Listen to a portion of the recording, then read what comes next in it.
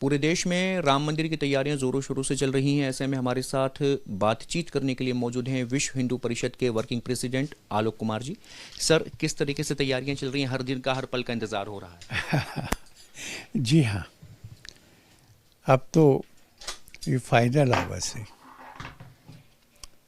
सब प्रतीक्षा कर रहे हैं कि 22 जनवरी आए, दोपहर के 12:20 का समय हो, अभिजीत मुहूर्त, और फिर भगवान का प्राण प्रतिष्ठा का कार्यक्रम पूरा हो जाए। अयोध्या सजी सवरी है।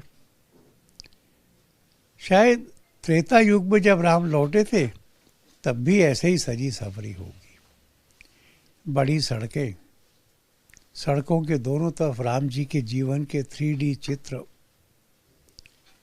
एक विस्तृत सुविधापूर्ण रेलवे स्टेशन और ऐसा एरोड्रम जो मंदिर भी लगता है। भगवान का गर्भगृह जहाँ जन्म हुआ था वहाँ बनाए। वहाँ तो विराजेंगे रामलला 5 वर्ष के बालक की छटा में, और फिर प्रत्यक्ष उपस्थित होंगे 4,500 संत, 150 से अधिक मत पंथ संप्रदायों के, अनुसूचित समाज के, और साथ ही सिख बौद्ध जैन परंपरा के 2,500 और लोग आएंगे। देश के जीवन के अलग अलग क्षेत्रों के बड़े लोग आएंगे, और इसलिए यह कार्यक्रम अयोध्या में भारत की समूची आध्यात्मिक शक्ति और पूरे समाज का प्रतिनिधित्व करेगा। और इसके साथ ही 5 लाख से अधिक स्थानों पर दुनिया भर में मंदिरों में पूरा समाज इकट्ठा होगा। वहाँ से यह दृश्य को देखेगा। आरती जब होगी तो खड़ा भी होगा। शाम को दीपावली होगी। कुछ कुछ बस्तियां तो ऐसी होंगी कि लगेगा सूरज अस्त नहीं हुआ है। 500 साल का संघर्ष, त्याग, बलिदान, प्रयत्न, आशा, निराशा, उस सब के बाद की यह उपलब्धि, हिंदुत्व के स्वाभिमान की पुनर्स्थापना, सफलता, ऐसा हो रहा है। ठीक है सर, आप इतनी सुंदर व्याख्या कर रहे हैं और बता रहे हैं अभिजीत मुहूर्त होगा, जब इतना शुभ नक्षत्र है, इतना शुभ दिन चुना गया है। इसके बावजूद फिर भी कुछ लोग विरोध कर रहे हैं, कह रहे हैं कि ये तो विश्व हिंदू परिषद, बीजेपी, आरएसएस, इन लोगों ने हाईजैक कर लिया है। ये देश का प्रोग्राम नहीं रहा है, देश के राम वाला प्रोग्राम नहीं रहा है, सिर्फ पार्टी विशेष और व्यक्ति विशेष का प्रोग्राम हो गया है। हम लोग तो इसमें इवन हैंडेड है। प्रधानमंत्री को बुलाया तो विपक्ष के नेता को बुलाया, केवल भाजपा अध्यक्ष को नहीं बुलाया, सब मेजर पॉलिटिकल पार्टीज के अध्यक्षों को बुलाया। सब हिंदुओं का कार्यक्रम हो, ऐसा हम चाहते हैं।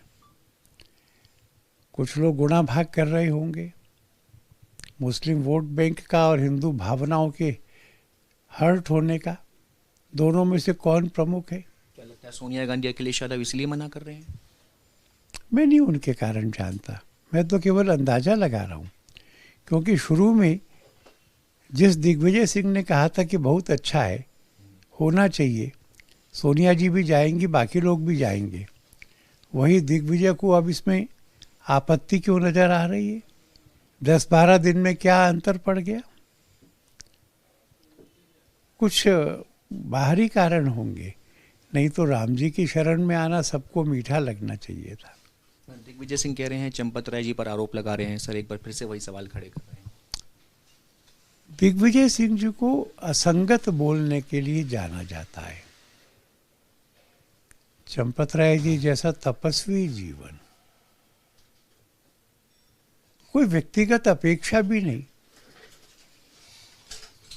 आरोप झूठा है। उन्होंने उसके पक्ष में कोई तथ्य, तर्क, प्रमाण नहीं दिया है। और मैं समझता हूँ कि चंपत राय जी को मानहानि का मुकदमा करने पर विचार करना चाहिए। सर आखिरी मेरा सवाल है कि चूंकि अब आडवाणी जी भी जा रहे हैं, मुरली मनोहर जोशी भी जा रहे हैं, आपने खुद इसकी ताकीद कर दी है, तो सर ऐसे कोई विशेष आप किस्सा बताएं, महत्व बताएं, कोई ऐसा उनका वो दिखाएं कि उन लोगों ने जो है इस पूरे आंदोलन में किस तरीके से नेतृत्व किया था उस ददीची निष्ठा के साथ में, लाल कृष्ण आडवाणी और अशोक सिंघल जी के बारे में।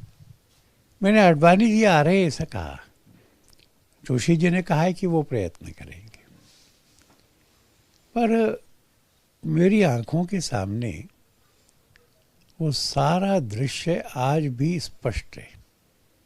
जब सोमनाथ से अयोध्या की यात्रा के लिए आडवाणी जी निकले थे, मैं समझता हूँ कि वो इस अभियान के टर्निंग पॉइंट्स में एक महत्वपूर्ण पॉइंट था। उस यात्रा ने देश भर में जागृति लाई थी, हिंदू समाज की सहभागिता को बढ़ाया था, हमारी भावनाओं को राम जी के प्रति मोड़ने में सफलता पाई थी। और जब बिहार में उनको गिरफ्तार किया तो फिर उसकी चुनौती को हिंदू समाज ने स्वीकार किया था, जो अक्टूबर नवंबर में अयोध्या में प्रकट हुआ था। इसलिए आडवाणी जी के आने की हमको प्रसन्नता है। वीडियो जर्नलिस्ट जैनेंद्र के साथ मणिदीप शर्मा, न्यूज़ नेशन।